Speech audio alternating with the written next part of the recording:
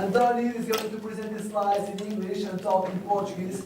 Well, most of us are Portuguese, our colleagues from other countries have the slides in English. He will talk in Portuguese. It will be quite democratic, I think.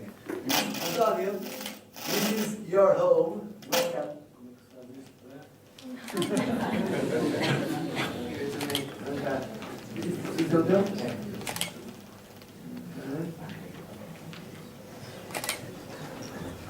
Boa tarde a todos. Fui aluno desta casa há 20 anos. É bom voltar aqui, é bom voltar a um sítio onde fomos felizes. Agradeço aqui o convite que o professor Arnaldo me fez.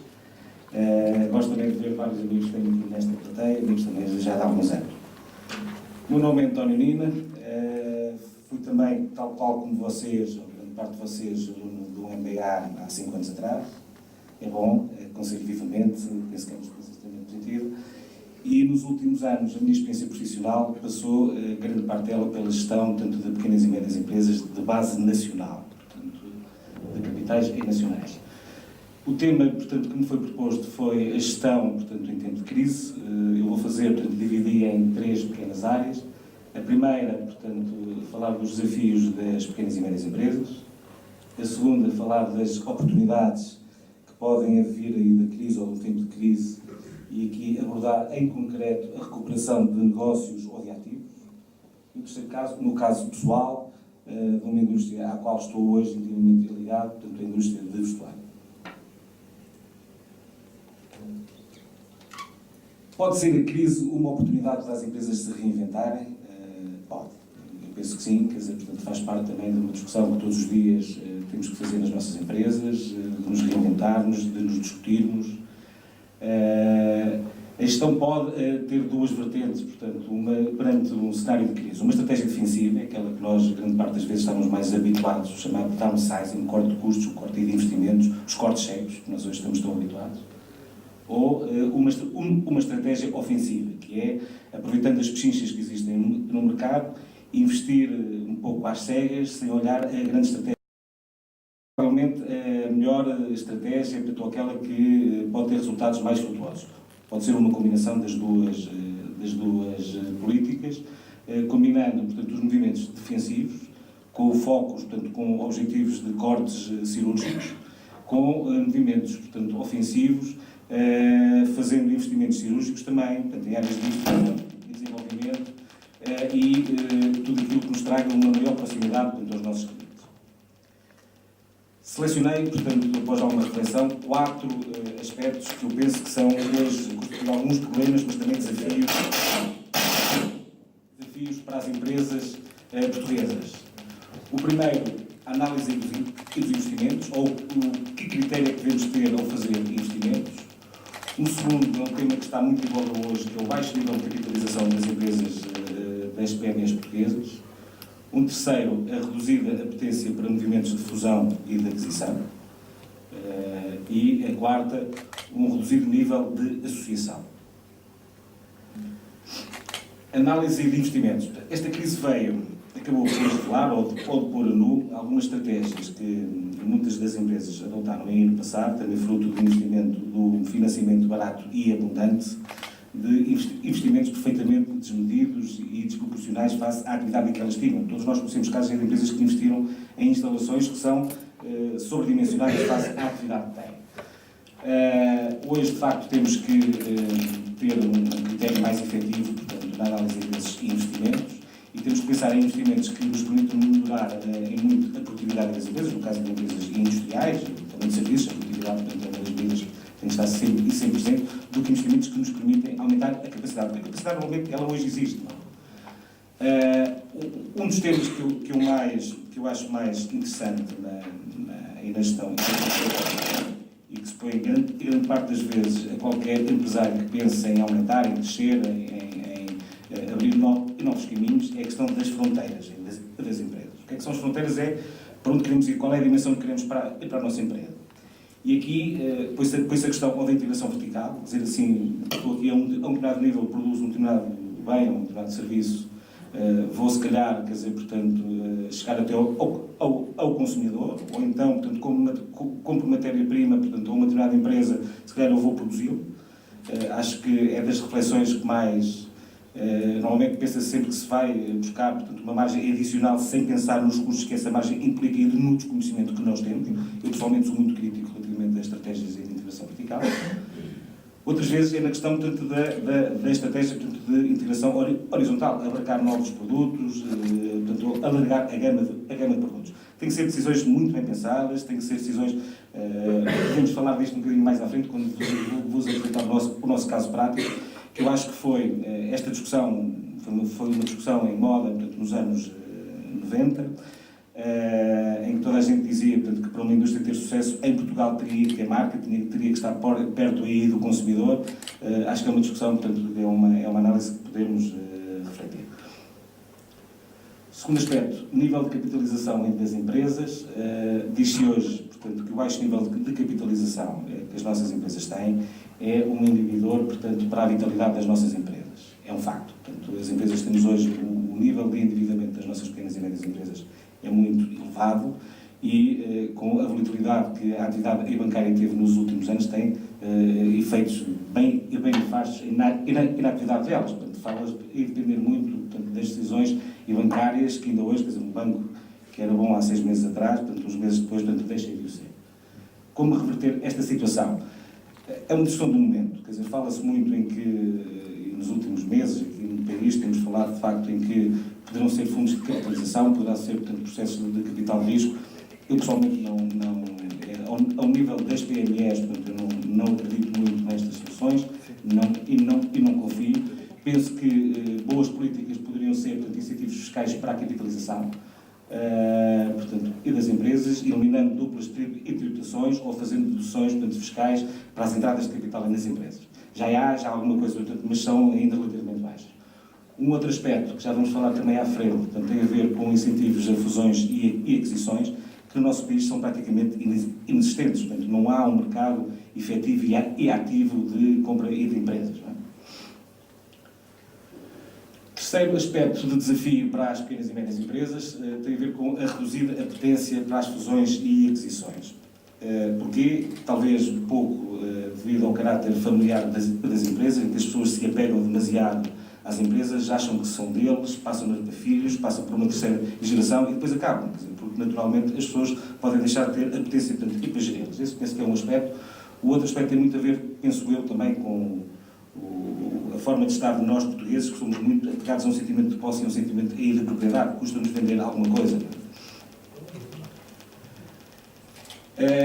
Este quarto aspecto é uma coisa que eu sinto um pouco, em que os concorrentes, portanto, de um determinado setor de atividade, normalmente fecham-se sobre si e si próprios, não conversam com os concorrentes, não se associam, com exceção, e eu falo aqui, portanto, das indústrias do calçado e do mobiliário, que estão muito dinâmicas, são um dos suportes hoje das exportações portuguesas, e eu conheço em concreto a indústria do calçado.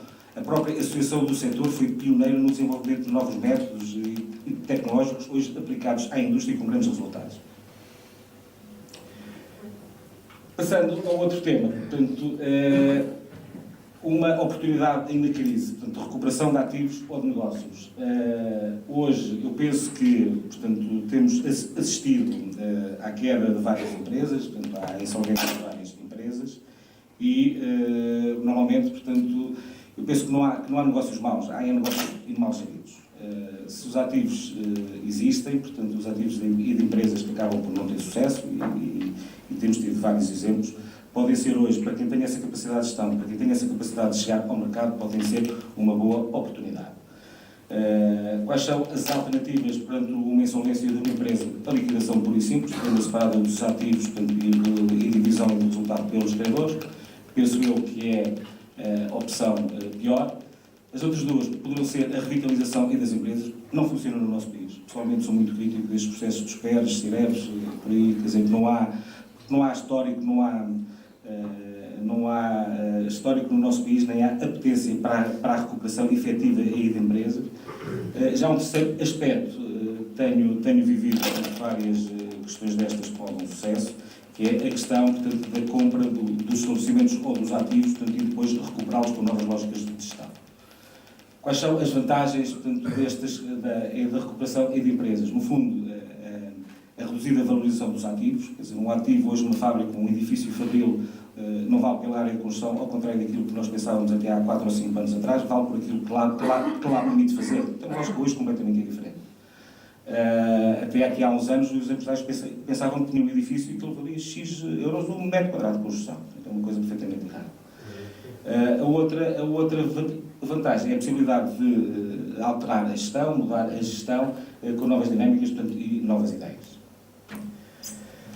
Vamos então ao meu caso pessoal. Portanto, hoje estou intimamente ligado à indústria da confecção de vestuário, da indústria de vestuário, e que, portanto, sou o responsável financeiro de um conjunto de empresas interligadas entre si, e que, a par da indústria do calçado e da indústria do mobiliário, aqueles chamados setores tradicionais que todos nós condenávamos, ou que o discurso dominante condenava há 20 anos atrás, hoje são o suporte das nossas exportações. E é uma questão, é bom se calhar interrogarmos do porquê disto.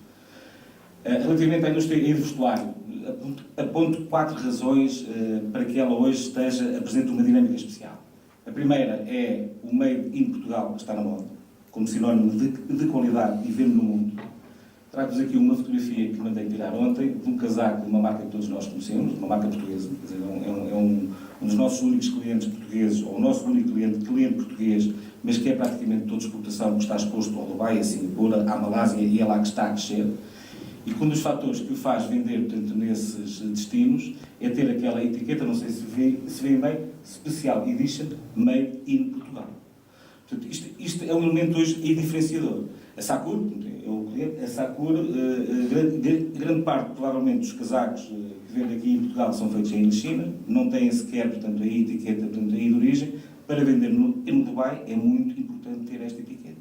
Portanto, o nome Made in Portugal já é assim no calçado, já é assim no mobiliário e na indústria de confecção. Hoje, o nome de Portugal que está na moda. A seguir, a Itália, provavelmente seremos o país de maior prestígio em termos de fabricação. Segundo aspecto, é a questão de haver uma forte tradição do setor em Portugal, que não se perdeu, apesar de terem caído, portanto, uma série de empresas com recursos humanos, alguns deles com 40 e 50 anos, estou a falar, eu conheço operários com 50 e 60 anos que estão na ponta da unha e com um elevado know-how neste tipo de produtos.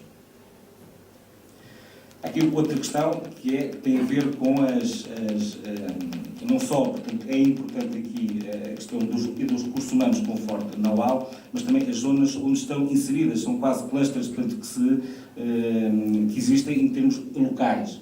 Como vão ver, as zonas onde nós estamos inseridos e as oportunidades de investimento, portanto, que fizemos, tinham a ver essencialmente com isso. Portanto, para nós era extremamente importante, numa determinada zona onde fosse interessante adquirirmos um ativo a baixo preço, ser uma zona de tradição no setor da confecção. O terceiro e quarto ponto, que estão intimamente ligados, têm a ver, portanto, com a capacidade de compromisso hoje das empresas. Portanto, eu penso que aquela ideia errada há muitos anos atrás, que o empresário português era um tipo oportunista que aproveitava os fundos comunitários que faziam uma indústria qualquer, hoje já não existe.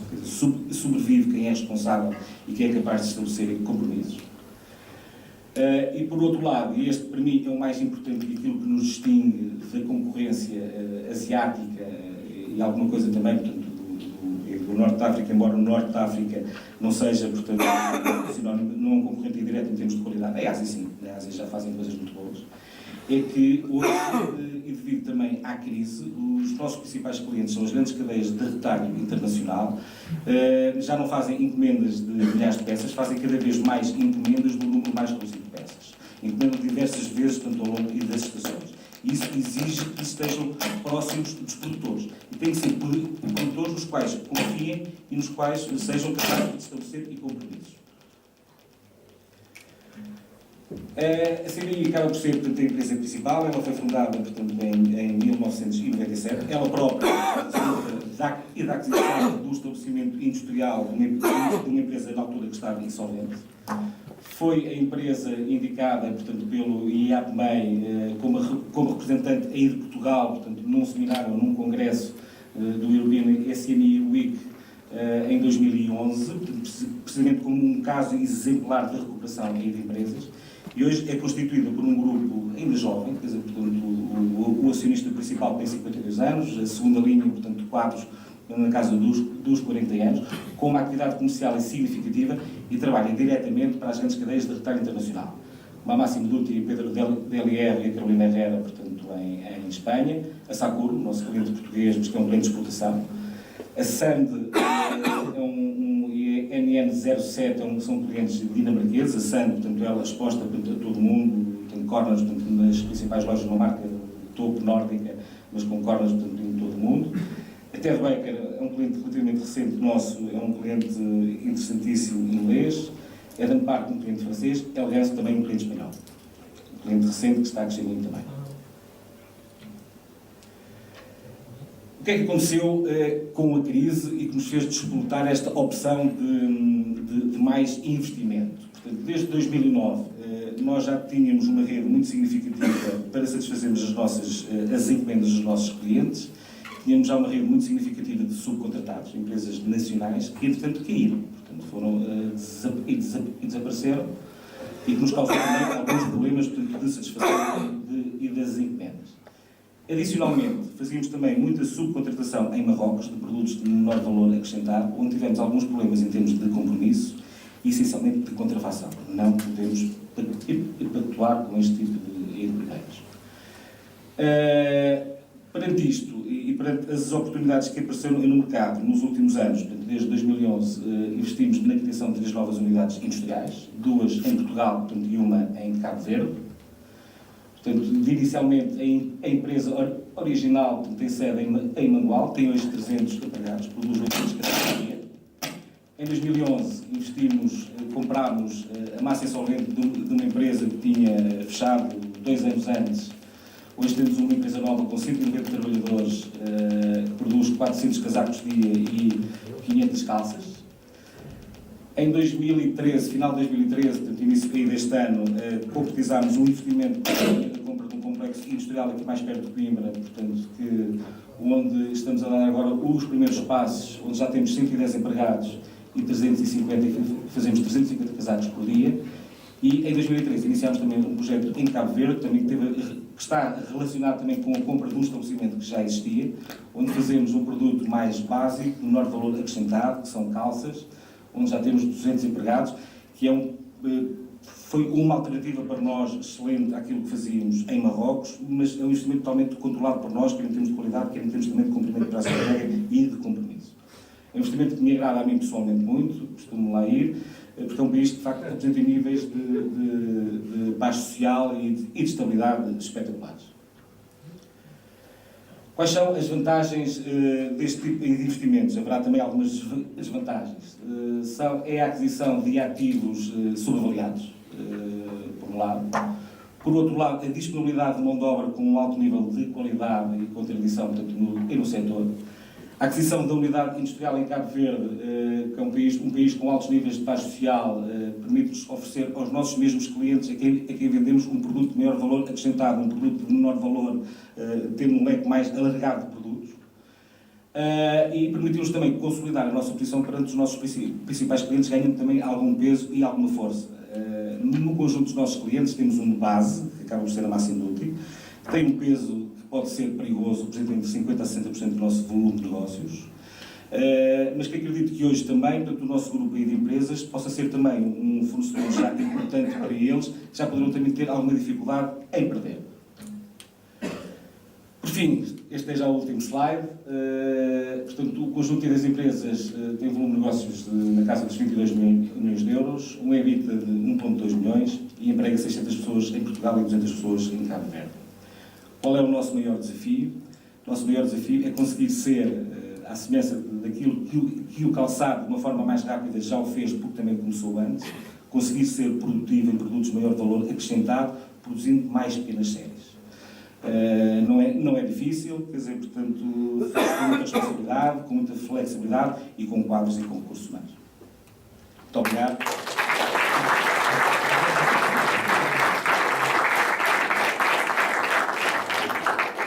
Obrigado, António. Foi um prazer, é um prazer ter-te aqui connosco e partilhar a tua experiência. É de facto uma experiência impressionante de como se pode tirar partido de um cenário de crise. De facto, eu sugiro que te deixes estar, o Luís Jiménez já se vai sentar ao teu lado e daqui a 15 minutos teremos a oportunidade de todos trocarmos impressões. Luís, I would ask you, te pido que, bueno, que hagas tu parte, que nos hables. y nos enseñes tu experiencia. Bienvenida, fíjate que es la primera vez, pero espero que haya muchas más. Muy bien, muchas gracias.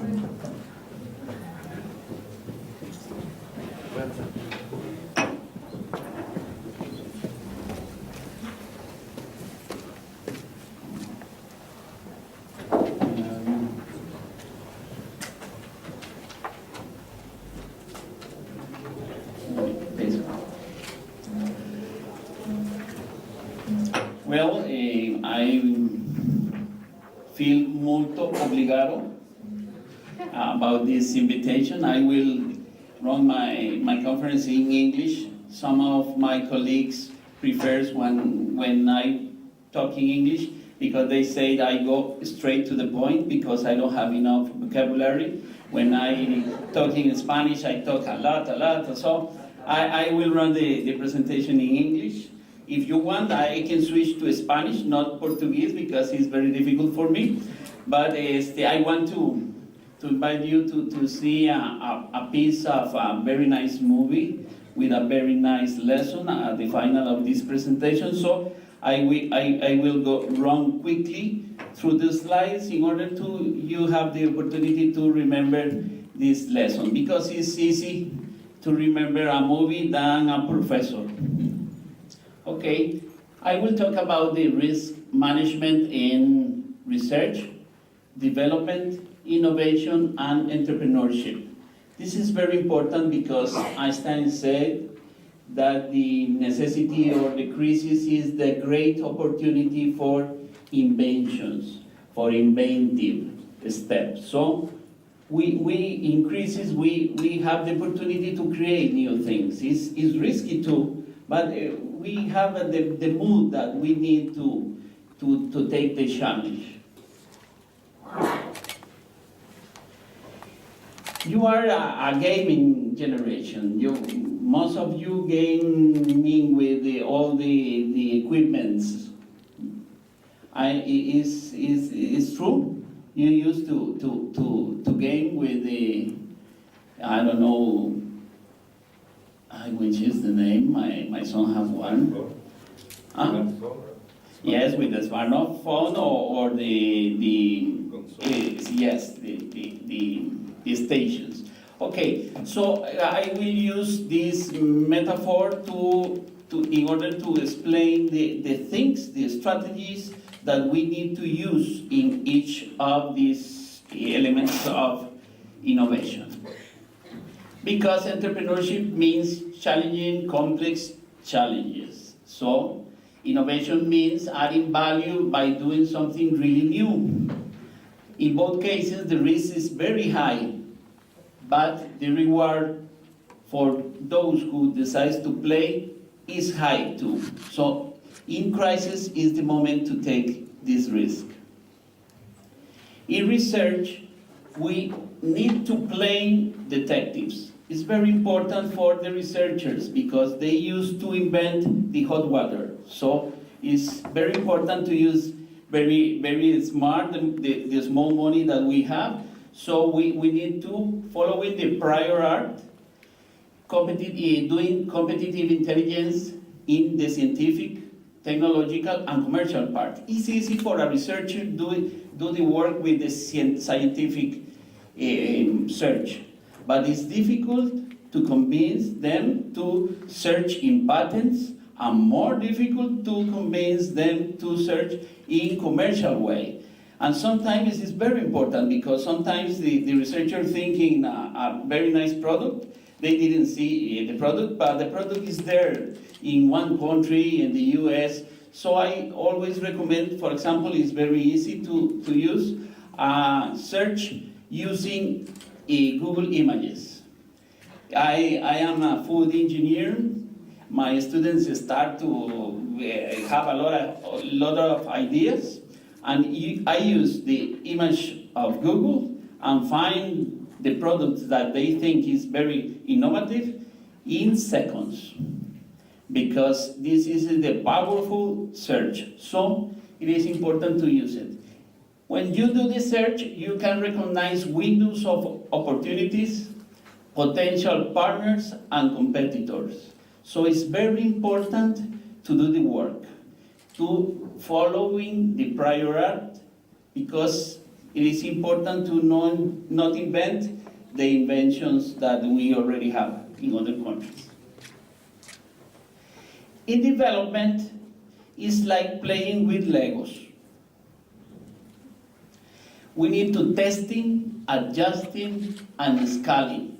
Prototyping is the word in all the scientific sector and technological sector and entrepreneurship sector, so it's very important to make a prototype, test the prototype, and adjust the prototype in things that you found that there is some problems. So you can, with a small amount of money, make a prototype, prove, and change it.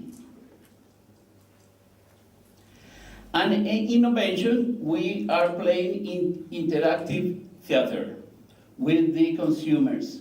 We need to co-create with the consumers. We need to ask them, what do you think about this product, this prototype?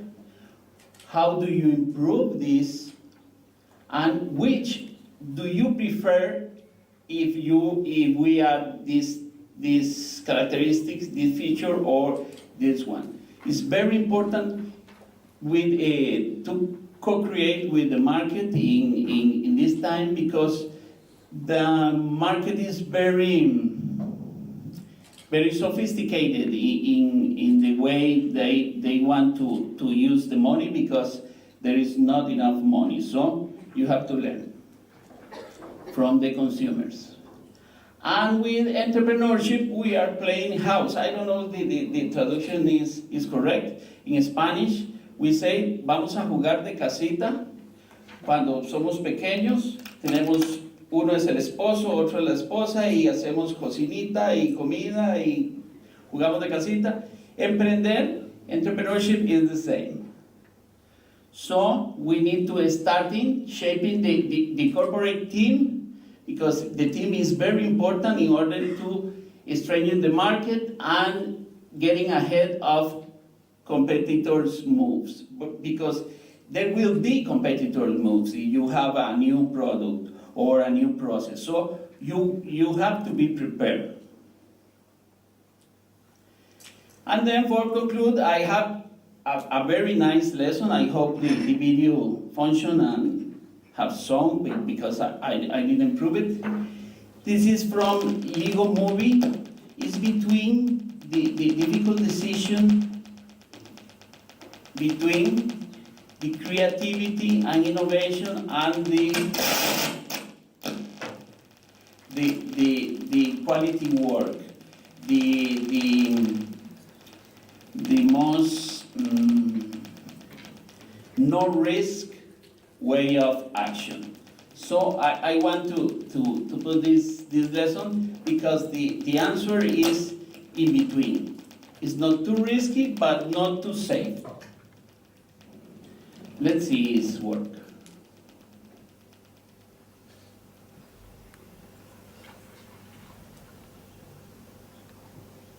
There is no.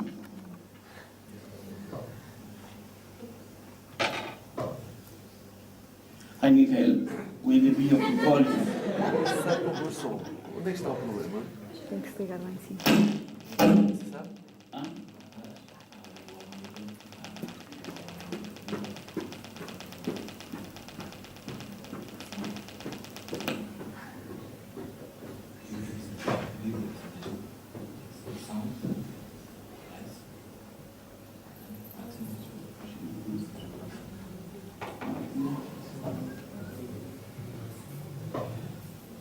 Here.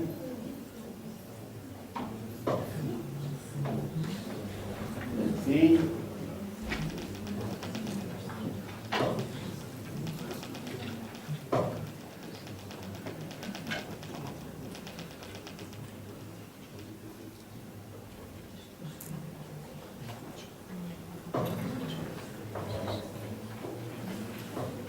No song. Wait, Isabel is trying. Let it be. Huh? She's trying to give us sound. Okay. Let it be. You have to prototype first your presentation. Then that's what. That's difficult to say for me. I can narrate, but in Spanish. The video is in Spanish. Oh. Let's see.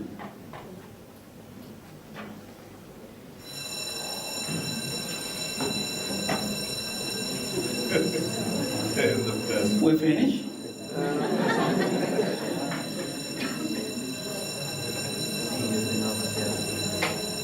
Is a fire? Okay.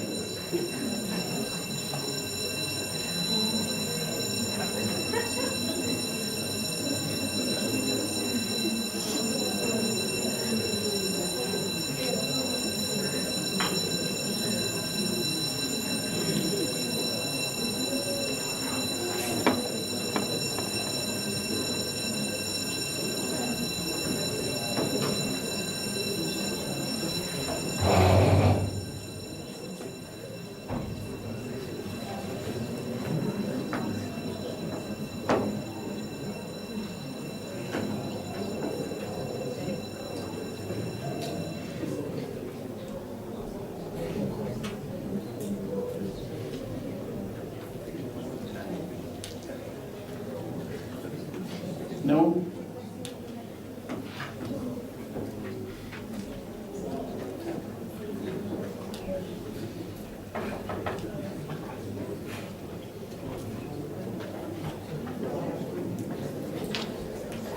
Maybe it will be your homework.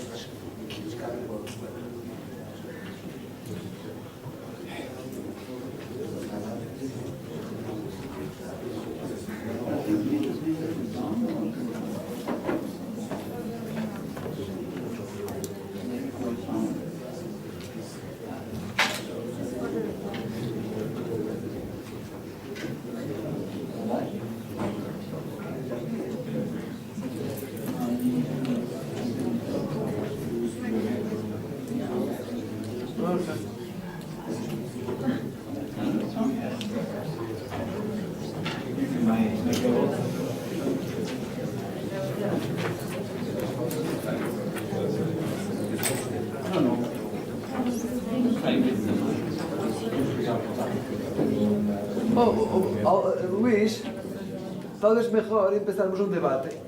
Yes, yes. So, I can tell you the story very quickly in Spanish. in Spanish in 2 minutes, and then we'll have the time Yes. for a debate.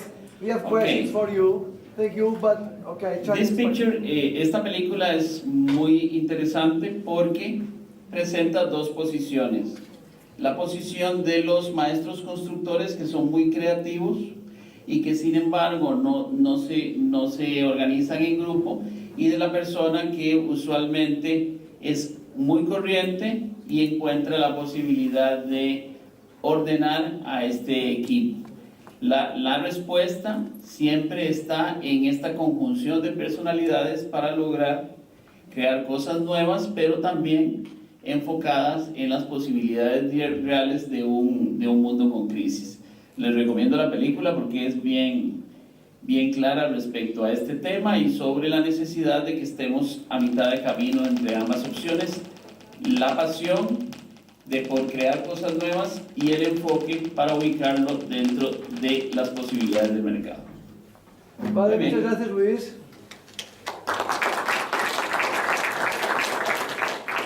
So, if anyone has any question for our guest speakers or anyone else? Anyway, I would like to start, if possible, and I would start by you, Antonio. And I have three different questions, look. First question. In your case, personally, what kind of skills were more important to take that decision of stopping being or working for others and start being or working for you and try to look for opportunities where others only see limitations and difficulties? Technical skills, personal resilience, personal relationships, what kind of skills? First question. Second question. And for an organization, for a company, what makes it more resilient? Third question. Second, you can repeat? Second. What makes an organization more resilient? You got companies that were in bankruptcy. For some reason, they failed. And you are making them successful. What is the source of resilience for a company? And third question. Lots of questions. Then I'll talk to you, Luis. Recently, our minimum salary increased. Is that a threat or a source of opportunities? I will answer in Portuguese. Yeah, okay.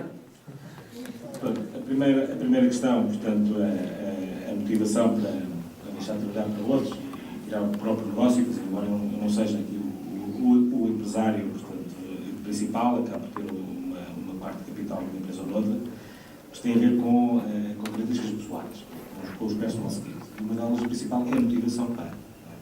E isso, ou somos assim, ou não se aprende. Quer dizer, não se aprende a ser empreendedor. E penso eu, tem a ver com características que têm a ver com aquilo que somos mesmo. A segunda questão, o que é que faz a organização mais resiliente? Acho que, sinceramente, são as pessoas. E não são só, quer dizer, são as pessoas, são quem lidera, não é pode não ser o empresário. Hoje temos que mudar também aquela figura dentro do empresário. E nas pequenas e médias empresas também já se começa a ver isso. Uma questão é o empresário, que é o produtor capital, o outro é a gestão. Às vezes confundem-se. São aqueles que são bons e aqueles que ficaram são, de uma forma geral, bons. Mas tem a ver também com a forma como se lidera hoje. Isso é o que faz a resiliência das empresas. Uma das coisas que mais me surpreendeu, e tenho sido boas experiências de vida para mim, portanto, eu comecei a trabalhar nesta organização, portanto, em 2010, quando fizemos o primeiro investimento em Oliveira do Hospital. Tínhamos a obrigação de empregar 87 pessoas, e os contratos de trabalho suspensos pelo fez da anterior empresa. E hoje temos lá 190 pessoas. Posso dizer que aqui, nestes casos, o Sindicato dos Têxteis é um parceiro nosso, não é um adversário. Uma das coisas que para mim mais valorizei foi que nestas empresas não tínhamos um único papel afixado a pôr avisos, ou quando é preciso fazer horas extraordinárias, ou quando é preciso trabalhar no sábado, e fazem esse sacrifício, e temos vários bons exemplos disto. Reúne-se aí as pessoas, um monte de mulheres à nossa frente, e fala-se, e discute-se, e explica-se porquê. Isto é liderança. E acho que haver liderança e envolver todos os recursos humanos aí da empresa são uma das melhores provas de resiliência, ou um dos melhores fatores de resiliência. A questão do salário mínimo já era há muito esperada por nós. Não nos preocupou. estava já projetado nos nossos business plan e concordamos. Acho que nenhum empresário pode discordar da questão do aumento do salário mínimo, que é uma questão de justiça social. E não conheço bons empresários que não sejam socialmente justos. Agora, aquilo que temos que pensar fazer, e as empresas vivem de performance e das suas contas, é que isto terá que ser compensado por ganhos de produtividade. Cabe-nos a nós cuidar que tenhamos esses ganhos de produtividade. E quando falo em ganhos, são ganhos de produtividade em termos de eficiência das nossas linhas de produção, mas também em termos de lógicas de negócio. Quer dizer, nós sabemos hoje que fazemos contas todos os dias, sabemos perfeitamente quanto é que nos custa fazer numa determinada linha de produção, que também são dinâmicas, tanto de 80 pessoas, como 100 pessoas, como 120, e assumimos essa dinâmica nas nossas empresas. Temos perfeita consciência de que, num caso ou no outro, temos que ir procurar um produto mais rentável, um produto de maior valor acrescentado. Não é? E nós, se hoje já temos clientes que nos procuram e já conseguimos impor o preço, portanto, os grandes clientes, nós não conseguimos impor o preço. Isso aí é um dos principais problemas deste tipo de indústria. Não é? Esta desigualdade de forças. O que funciona aqui, se a Massimo Dutti vende um casaco a 150 euros aqui na loja, divide com o IVA incluído, divide por 3 e o nosso preço de é 50. Aí não, o full price. Não é? Mas, agora, lá está, temos que ir para ganhos de eficiência, temos que reinventar os nossos negócios, temos que ir, provavelmente, este investimento que fizemos em Cabo Verde, temos a ver também um bocado nisso, ir procurar uma origem de produção com um preço mais competitivo. Posso dizer que o salário mínimo em Cabo Verde já tivemos também um aumento. O salário mínimo em Cabo Verde hoje são 11 contos cabo-verdianos. 11 mil contos cabo-verdianos são 100 euros nossos. Agora lá há uma questão importante, além do salário mínimo, nós damos do pequeno almoço e o almoço. Muito importante até que elas tenham força para trabalhar. Agora, pronto, temos que ir por aí. Não sei se respondi a tudo.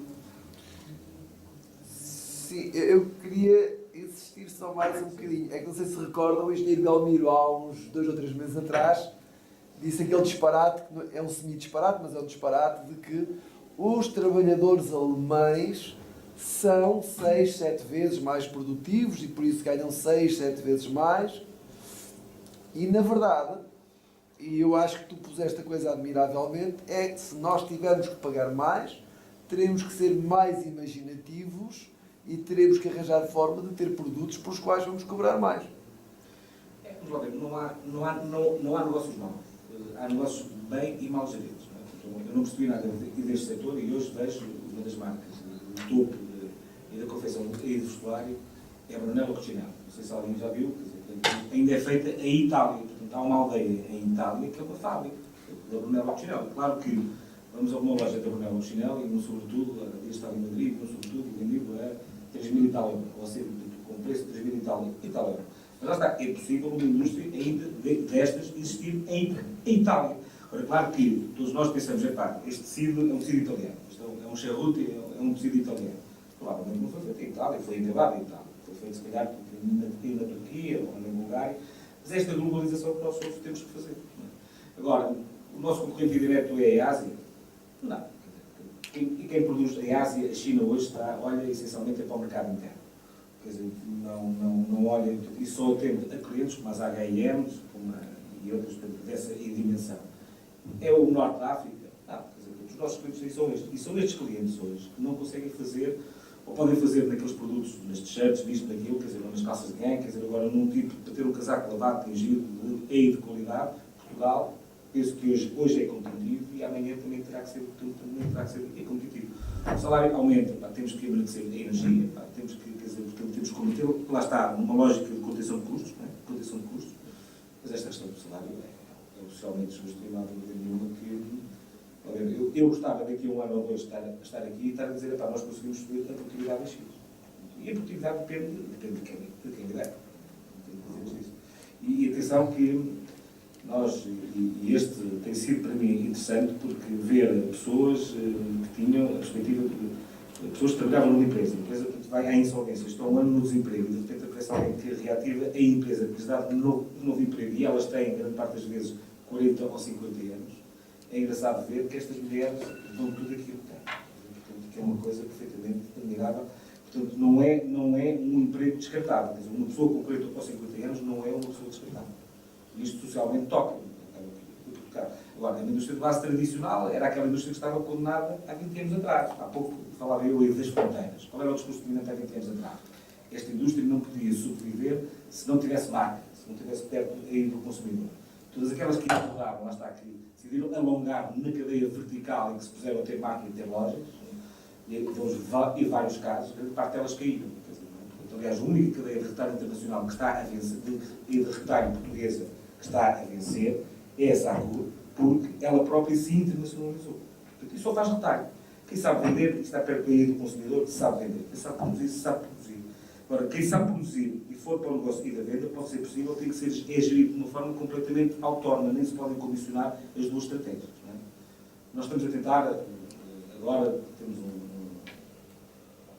estamos a desenvolver um protótipo de negócio, pode ser interessante, mas eu confio mais nele para desenvolver a nossa eficiência em termos de fabrias, que é o conceito que nós chamamos de mais suite, que é a questão da confecção e por medida. Não é? Pessoas como eu, que são gordinhos, não são gajos de chegar ali à loja e experimentar um fato e ele ficar bem à primeira. Até este que eu fiz, à minha medida, como o meu molde me ficou um bocadinho mais apertado, não é? Mas a questão é que podemos chegar a uma loja e podemos fazer a preços relativamente competitivos um fato à medida.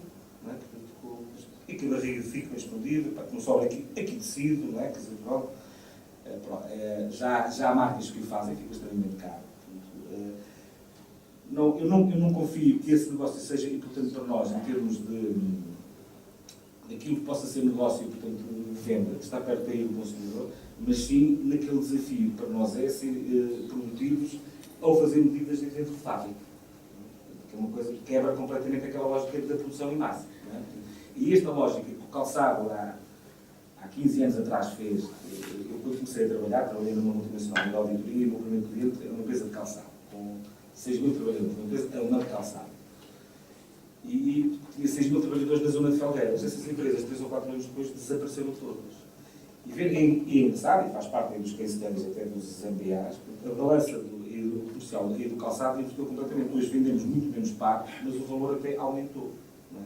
Qual é o desafio? É ser produtivo, produzindo diversos modelos e diversas cores e tal. Eles inventaram lá no âmbito da Applicaps, desenvolveram até novos métodos de produção chamado One Step Production, que o operário está no mesmo posto de trabalho, tem um sistema de patentes colantes, e para colar a sola, portanto, e nas gáspias, vêm os vários modelos de sapatos, tem que ter com ele, e ele de facto faz sempre a mesma tarefa, mas com vários modelos de sapatos. Esse é que é o desafio que nós temos de ter. Quer dizer, portanto, quem é que dizia há 20 anos atrás que hoje tínhamos um setor de calçado todo, um setor de mobiliário todo? E temos. E vamos ter também um setor de confecção todo. Agora, que não tem que ter a marca, nem tem que estar a vender ao consumidor. Isso são negócios completamente diferentes. E esta questão da discussão das fronteiras, quer dizer assim, para onde é que queremos ir, que era normalmente aquele empresário tradicional, quer dizer, pensava sempre assim, mas eu vendo o casaco a 50 euros para este tipo de loja, os casacos saem da nossa fábrica já marcados. Há casacos que nós vendemos em full price a 50 ou 60 euros, que já têm uma etiqueta de 450 euros. Nós vemos assim, andamos aqui nós a fazer casacos a 50 euros para o nosso cliente vender a 450. Nós estamos a ser todos, não é? Não, pelo contrário, ele é que sabe vender. E quanto é que custa vender?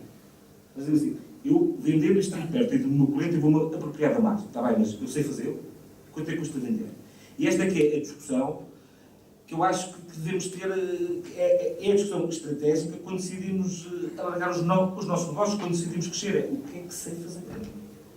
E quando há dias lá na nossa empresa estava a discutir, vamos desenvolver o suíte, porque já fizemos uma experiência tacanha, protótipo em Lisboa, com custos relativamente reduzidos, só para experimentar. E quando estava a dizer, vamos alargar isto para uma loja e tal, quer dizer, começámos a ter uns clientes angolanos, que chegam lá e querem um fato com tecido de charrute e custa 200 euros o metro e tal, quer dizer, que é um mercado interessante, é um mercado da Avenida da Liberdade, não é? Eu digo assim, mas somos nós que vamos gerir? São lógicas completamente diferentes. Nós aqui andamos a fazer contas à produtividade. Quer dizer, o tipo que está a vender tem um negócio de retailer, portanto, de venda diretamente ao consumidor, tem uma lógica completamente diferente da lógica industrial.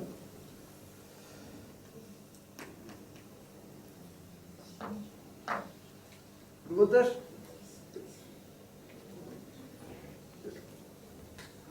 Continua, Wilson, se importa. Era difícil gerir as duas lógicas? Ao mesmo tempo, eu acho que é. Eu não conheço nenhum bom caso. Aliás, depois eu não falei disso. Em Portugal houve algumas tentativas. A Bielmar foi um caso desse. A Rincon, que ainda hoje é das maiores textas nacionais, que teve o mérito de ser acionista da Gante, que vendeu a divisão uma pipa de massa, como diz o nosso comissário, portanto, há muitos anos atrás. Foi outro caso com a. Embora sejam eles que têm ou tinham, portanto, o franchising aí na Gante, tinham as lojas de série. São casos de sucesso. A Bielmar provavelmente não paga, não fatura para pagar a rede, por causa das lojas, aqui no mundo do serviço. A série, mas Rincon perdia 800 mil euros por ano no negócio. E eram empresas muito boas sob o ponto de vista industrial. Hoje questiona. Uma lógica, lá está. Hoje é preciso também pensar isto numa lógica de custos. Portanto, nós temos que subir aí na cadeia de valor, que é esta lógica, mas os custos têm que ser contidos. Dou-vos um exemplo. Há dias estive a analisar contas, porque são dois dos nossos principais concorrentes, e estive a analisar contas deles. O que é que eles fazem? Cheguei a conclusões interessantes. Por um lado, porque, por exemplo, eles, numa rubrica como vigilância e segurança, eles gastavam 80 mil euros ano. A administração tinha um custo de 300 ou 400 mil euros ano. Nós, em vigilância e segurança, temos um vigilante que passa lá, e limpa a fábrica. A nossa telefonista é a miúda que trata tudo aquilo que é etiqueta. Portanto, tem que ser assim, temos que ser, portanto, contidos e racionais, portanto, em termos de custos. E posso dizer que estas duas eram as duas maiores empresas, eram aquelas que tinham marca, que tinham nome. A Bielmar, isto é público, veio nos relatórios de contas, em 2003, teve 6 meses e sem pagar a segurança social. Houve um banco que lhe recusou uma linha de crédito por €1,5 milhão. Ainda hoje, há dias vinha com um artigo aí no Expresso, quer dizer, um pouco pomposo, mas ainda hoje está a ter uma série de problemas. Há vários clientes a saírem da Bielmar que não têm capacidade de pagar custos e de produzir. E a Rincon, quer dizer, que também está a passar por alguns problemas e já foi, de facto, uma empresa extremamente capitalizada e os proprietários fizeram milhões de euros há uns anos na venda da participação e da guerra. Lá está, portanto, são estratégias que não resultaram. Agora, para mim, são negócios que têm que ser geridos de forma completamente diferente. Uma coisa é produzir, outra coisa é vender. São lógicas completamente diferentes. E não acredito que podem ter um administrador comum não executivo. Agora, os executivos que pensam no negócio têm que ser pessoas diferentes. Não quer dizer que o financeiro possa ser igual, porque esse partilha e dá uns bitites e tal, mas quer dizer, o executivo, aquela pessoa que está no terreno todos os dias, tem que ser pessoas diferentes, forçosamente.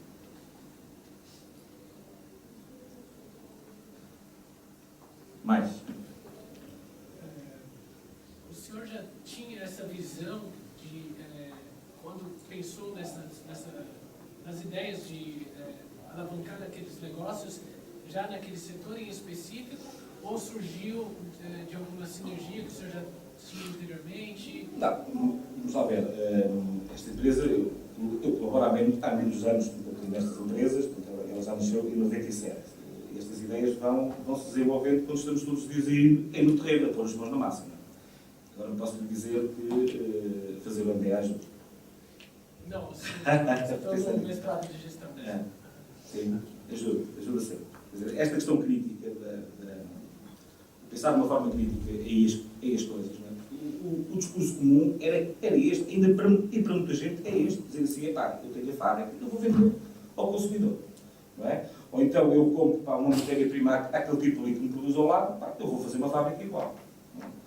Tenho um caso, por exemplo, entre uns amigos, a maior indústria de estofos, mas nós não temos que ser obtusos a pensar que é sempre assim. Não, cada caso é um caso, temos que pensar criticamente aí as coisas. Eu já há um caso em que eu acho, embora não conhecendo os pormenores e não conhecendo aí as contas, acho que faz sentido. Eu tenho um caso aí de uns vizinhos e amigos que são os maiores produtores de sofás do país, de estofos do país. E vão agora fazer, portanto, têm estofos e têm colchões. É? E vão agora fazer uma fábrica nova de espuma. Isto, no fundo, é uma estratégia de integração vertical. O que eu queria dizer assim, no fundo, é ter um negócio que lhes vai abastecer uma matéria-prima que eles compravam um ou outro e que era um fornecedor significativo. Claro que às vezes diz assim, imagino que, já agora acabar este exemplo e depois eu dou outro. O que é significativo aí na espuma? É o custo de transporte. Portanto, se eles conseguirem eliminar o custo de transporte, conseguem de certeza ser muito mais competitivos. Agora, a dúvida é, eles sabem produzir aquilo não é fácil.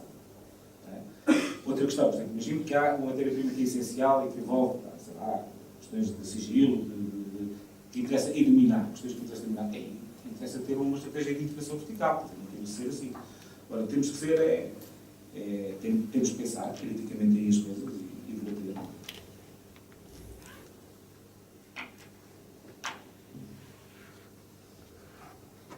Luís, does it worth to invest on innovation? 90% of the innovations are failures. So does it worth? People Yes. spend. I have two more questions. Then you answer that. 90% are failures. So does it worth? Are companies made to innovate? Do you think companies have an internal culture that is the appropriate culture to stimulate innovation? Or, for the contrary, sometimes it happens but by hazard? What is the most important thing to be innovative in an innovative culture? What are the determinants? Okay, you need to. I go in Spanish because it's a difficult question and a terrible number. Efectivamente, pocas innovaciones tienen éxito. Sin embargo, siempre nos imaginamos la innovación como innovación en producto. Y la innovación en producto es la más costosa y la más complicada. Sin embargo, nosotros tenemos la posibilidad de innovar en el modelo de negocios o de innovar en proceso. Es una inversión relativamente menor, una prueba que se puede hacer más rápido y que puede significativamente cambiar la orientación del negocio. Cuando estamos en una crisis, los grandes competidores se vuelven muy precavidos. Entonces empiezan a dejar espacios y nichos para quienes pueden movilizarse con mayor rapidez y riesgo. Entonces, muy probablemente van a encontrar un segmento de mercado que no estaba abierto antes de la crisis y estaba totalmente protegido. Y probablemente la empresa grande no va a reaccionar rápidamente porque está temerosa a toda la situación de crisis. Entonces yo diría que es una opción, sobre todo para la mediana empresa. Tal vez no la grande, porque la grande tiene un sistema en el que innova a través de varias etapas, ¿verdad? Es igual que una universidad. Una empresa grande tiene que pasar por 4, 5, 6 o 8 niveles de decisión para entrarle a una posibilidad de negocio.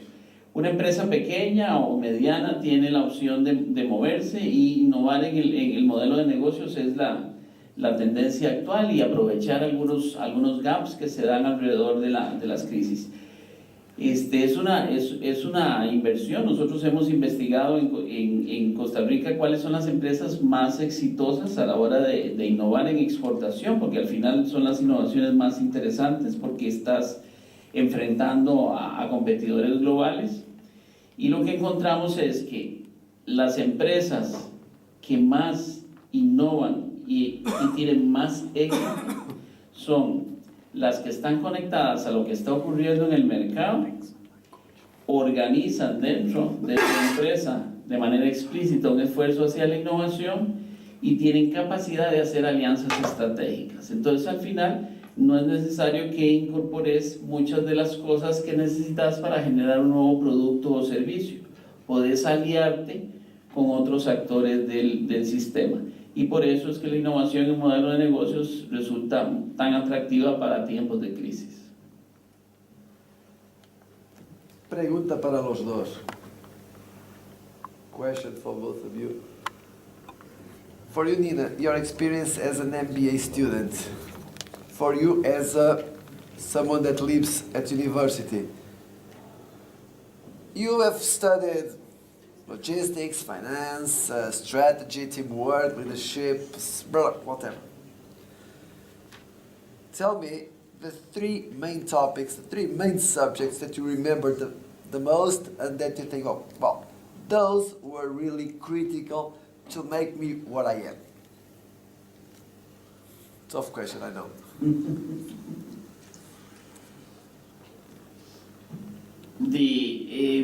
La seguridad de que si uno quiere ser diferente, puede ser diferente y en la diferencia obtiene ventajas importantes. La gran mayoría de la gente decide no arriesgarse. En mi experiencia profesional, porque he creado varias cosas dentro de la universidad, he aprendido de que arriesgarse vale la pena. Hay dificultades de camino, pero como todo mundo prefiere permanecer sentado, al final uno tiene una ventaja importante. É importante em termos de questão no base técnico, mas é preciso não esquecer que, para mim, a gestão hoje e há diversos tabuas que têm que ser quebrados. Um deles, para mim, acho que a gestão é essencialmente ter bom senso para ter uma atitude permanentemente crítica. Temos que aceitar que nos coloquemos permanentemente ou que sejamos críticos com nós próprios permanentemente. As coisas não... Uma ideia boa hoje, amanhã pode deixar de ser e temos que saber dar os passos de inversão de um caminho que estávamos a correr, não pensando que aos olhos dos outros somos os falhados. É perfeitamente possível fazer isso. Hoje agora gostava de abordar ali a questão da inovação. Acho interessante porque, de facto, muita gente pensa que inovar é de facto descobrir a pólvora, ou arranjar um produto novo ou um serviço novo. Para mim, inovar hoje é vender e estar perto dos nossos clientes.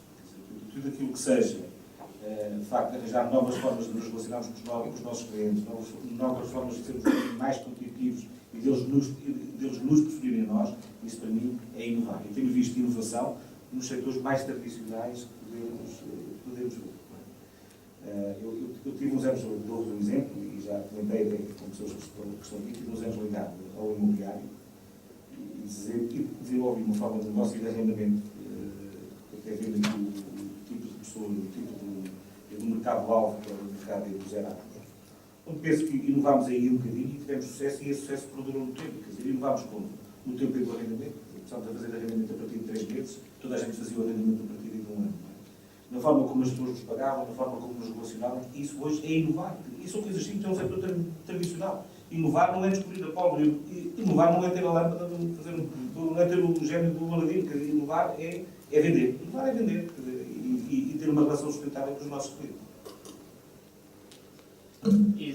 Otra de las cosas que mencioné y que me parece que es muy importante es el tema de que las maestrías en administración de empresas nos enseñan que tenemos que interactuar con el mercado, y tenemos muchas herramientas ahora para esa interacción con el mercado y tomar decisiones que no parten únicamente de nuestro conocimiento y nuestra experiencia, sino también de cómo el mercado está sintiendo lo que les estamos ofreciendo. Entonces, a mí me parece que el tema de co-creación y multidisciplinariedad es bien importante. Tenemos que acostumbrarnos, yo se lo digo a mis estudiantes no tienen ideas como muy innovadoras, pero no es culpa de ellos, es culpa del entorno en el que se rodean. Un ingeniero de alimentos lee revistas de alimentos, va a congresos de alimentos, conversa con ingenieros en alimentos, entonces no hay que sorprenderse de que al final a todos se les ocurren las mismas cosas. Tenemos que obligarnos a tener diferentes estímulos de diferentes disciplinas. El administrador de negocios tiene esa ventaja, no está anclado necesariamente a una disciplina básica. Entonces tiene que aprovechar esa ventaja y moverse entre diferentes disciplinas para encontrar soluciones que las mezclan, porque las cuestiones más innovadoras son las que logran mezclar cosas que no eran obvias para el resto. Quais as estratégias que utiliza para manter a produtividade, para manter os trabalhadores motivados e produtivos, tanto cá como em África? Há várias, e posso dizer que em África temos níveis de produtividade muito semelhantes aí aos de cá. Tem duas dificuldades, que é a questão da energia e da logística, são duas dificuldades que é difícil ultrapassar. Não há receitas únicas, são receitas também dinâmicas. A primeira é confiar em nós. Nós gestores, os nossos trabalhadores confiar em nós e pagar-lhes a tempo pior. Isso é fundamental. Não conheço, não há nenhuma empresa começa a pagar carga mais alta aos funcionários e que possa exigir produtividade. Depois temos uma lógica de gestão das próprias linhas de produção, não temos linhas estáticas, não há postos de trabalho. Uma funcionária, antigamente, na engenharia da confecção, uma funcionária tinha a sua máquina, era quase uma relação ainda monológica. Hoje não, os lugares são extremamente dinâmicos. Hoje temos uma linha de produção com 80 pessoas a fazer um casaco sport, lavado de homem, como amanhã, portanto, essa linha pode ter 100 pessoas a fazer um casaco e lavado semi-tradicional. Claro, que não é bem assim, há produtos, nas nossas linhas, há linhas específicas para fazer um determinado tipo de produto, mas é flexível, porque amanhã pode fazer um diferente, se calhar não faz com a mesma produtividade que fazia, mas também estamos condicionados. E é isso que nos permite esta flexibilidade, de estar sempre permanentemente a analisar, quer dizer, porque faço um casaco para a Massimo Dutti, amanhã estou a fazer um da Santo, que é completamente diferente. Analisar continuamente, quer dizer, onde é que está a encravar o processo, onde é que podemos fazer, portanto, e essa atitude crítica em nós é permanente, é isso que nos permite. Um exemplo que hoje estivemos até a falar. A nossa fábrica de Cabo Verde, nos últimos meses, já teve 3 linhas de produção, passou a 2, e dessas 2 decidimos alargar uma e tornar a outra pequena. Quer dizer, isto em 3 meses ou 4. Lá está, é aquela questão de não pensar que inverter uma decisão possamos ser olhados como os falhados. Não, é o estar sempre a reinventar. Olha, isso significou lá irem técnicos nossos 15 em 15 dias, provavelmente, porque nós achávamos com aquelas pessoas que tinha que ter as 1400 calças de dia.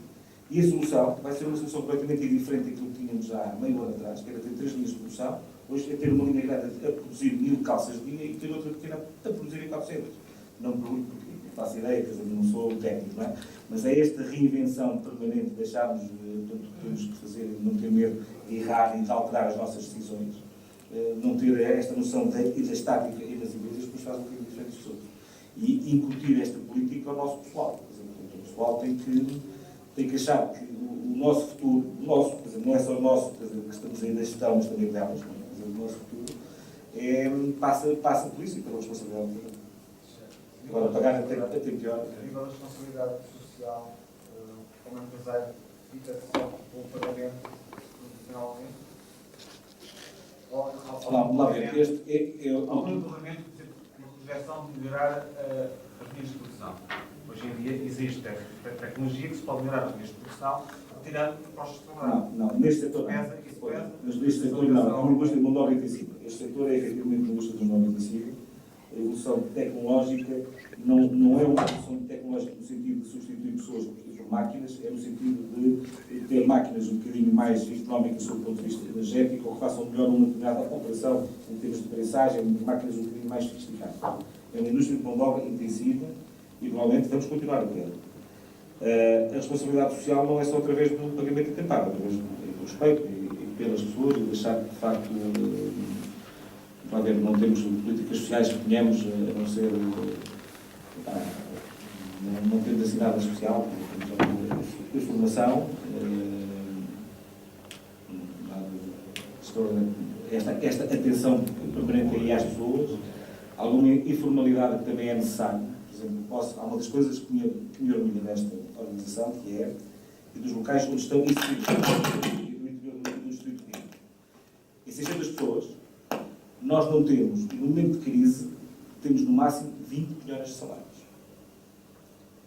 E posso dizer, se tivesse essas 600 pessoas a trabalhar numa cintura urbana de Lisboa, Porto, Braga, por aí assim, provavelmente seríamos eles. Isto tem a ver com vários fatores, tem a ver com a complementariedade da agricultura, as pessoas têm tipo ali em casa, têm as galinhas, tem os pais que também ajudam, às vezes que estão reformados. Isto para dizer o quê? Que portanto, já passou. Esqueci de dizer. Portanto, o que eu queria dizer para falar da responsabilidade das pessoas. Alguma informalidade que atendemos. Uma história, acabam de ser histórias também de vida, portanto, nas empresas temos, por exemplo, os bares, os refeitórios, que são explorados, não é pelas estar ao lado pessoal, essas coisas todas. E o resultado aí do bar faz a festa de Natal, faz uma festa de Natal.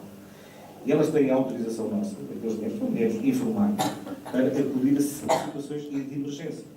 Portanto, elas sabem que se lhes faltar 100 ou 200 euros que precisaram para comprar medicamentos, isto ou aquilo e tal, têm sempre ali essa disponibilidade, sem que a gestão o tenha que saber. Isto É essa confiança que as pessoas terem o orgulho de uma empresa que tem algum futuro, que lhes projeta confiança, tem trabalho, que sabem que lhes paga tipo de horas, portanto, é tudo melhor que... Outra questão, vamos lá ver. Quando se falava que as indústrias de mão de obra intensiva, que são indústrias de baixos salários, epá, é quem não conhece o nosso interior. A influência dos contratos ao rigor maior. Os contratos é que permitem a produção. Epá, não, mas normalmente estes setores são alvos e daquelas críticas dizem assim, epá, isso é uma indústria de salários mínimos, de baixos salários, mas no nosso interior as competências não levam a mais. Há dias estávamos a admitir 30 pessoas numa das fábricas. E surge lá uma fulana com um curso de uma licenciatura de gestão territorial. E não a chamámos. Passados uns meses, admitimos mais e 20 pessoas. E ela foi lá bater outra vez à porta. Até que precisávamos aí de pessoas. Eu disse, então, menina, mas isto é para trabalhar numa máquina. Ela, não, eu quero é trabalhar. E estou espantada porque é que não me chamaram aí da primeira vez que eu me inscrevi. Este é o drama que nós temos no nosso país. E nós explicámos que, pá, nós não o chamámos porque provavelmente tem uma licenciatura e a primeira oportunidade quer sair daqui. E não, hoje portanto, o nível de... As pessoas que nós empregamos, jovens, que admitimos para emprego, temos que ter políticas dessas, são pessoas que terão sempre o 12º ano. Como entidade empregadora, acha isso, tem a certeza absoluta que os seus empregados estão plenamente satisfeitos? Ou acha, por outro lado, que o futuro desse tipo, por exemplo, das indústrias têxteis passa pelo incentivo e pela, lá está, ao bocado relacionado com a inovação, pela adoção de outros sistemas de as pessoas estarem mais satisfeitas com o trabalho, outros sistemas de incentivo? Mais satisfeitas como, por exemplo, tem boas condições de trabalho, tem o ordenado que o mercado paga. O mercado acaba por influenciar isto. Tem uma área de trabalho. Há alternativa de uma pessoa no interior de trabalho e no texto, uma perspectiva negativa, mas nós temos casos de pessoas que saem, que vão trabalhar, por exemplo, num shopping, numa loja, e que voltam, porque os horários de ir no shopping para ganhar o mesmo são trabalho. Por exemplo, a produção à produção. Diga? Prémios? Não é fácil, é um trabalho em cadeia, a questão dos prémios não é prémios individuais não é fácil.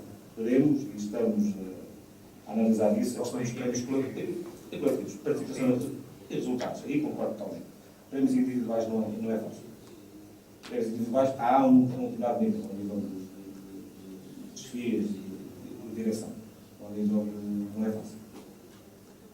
Deixem-me dar-vos uma informação, desculpem lá, porque eu há bocado tive ali uma dificuldade de internet e não vos consegui mostrar como fazer o download dos 4 cursos. Na terça-feira, no Clube MBA, no Facebook, no Clube MBA no Facebook, estarão os links para os 4 cursos e respectivos tutoriais, ok? Para além de estar o link, enfim, para o nosso site ou todo, direto, mas são lá e está em PDF e poderão fazer o download, quer do curso em si, quer do tutorial, digamos, para os formadores. Ok? Para terça-feira estará online, digamos, os links para o conjunto de 4 cursos. Não são 3, efetivamente, são 4. Um na área da estratégia, outro na área do desenvolvimento pessoal, outro na área da inovação e, finalmente, um na área do marketing. Isto era apenas para interromper. Desculpem. Portanto, a partir de terça-feira, no Facebook do Clube MBA, vocês encontrarão os links para fazer o download dos 4 cursos e os respectivos 4 tutoriais. O livro, nós temos todas as vossas direções e até ao final do mês, princípios do próximo, teremos os livros prontos e, portanto, vamos chegar a título gratuito, obviamente, porque ele, de facto, fazemos com todo o gosto, até porque ele é financiado, digamos, pela Comissão Europeia, portanto, só não está hoje aqui porque, efetivamente, foi o tempo de o produzir que impediu. Era apenas estas introduções, porque alguns de vocês estão a saber e é importante que tenham a noção disto. Alguma outra questão? So, if not, I would, first of all, I would say something that is very interesting.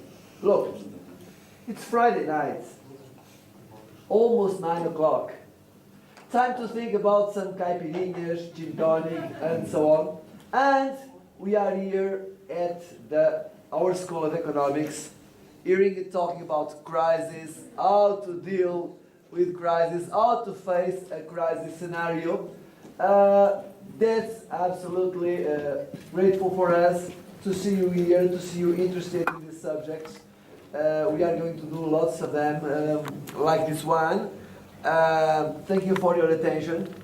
Very special thanks to our friends Luis Jimenez de Costa Rica e António Nina, que recordo com muito carinho, como nosso antigo chefe, como meu antigo aluno e que eu, enfim, espero poder chamar de amigo. Obrigado pelo vosso contributo, pela vossa experiência e pelas vossas ideias. Special thanks for my friends, teammates from this Autumn project. Vessi, Svetlo, Pietro, Martin, well, our colleagues from Poland and Spain already left because they are traveling today. But anyway, once again, it was a pleasure to have you here at my faculty. From now on, it is my home for the last 30 years. From now on, it's also yours. Feel comfortable to be here with us anytime, anywhere, whenever you want. You are always welcome here. It was a pleasure to work with you in this project. Hope we keep on doing it in some other projects. And as you can see, the work we've been done is being effectively disseminated, and there are people here interested in this subject, discussing, listening to us. So, thank you all. It was a pleasure to have you here, and especially it was a pleasure to hear talking about your personal experiences on these topics. Thank you very much, everyone. Yeah?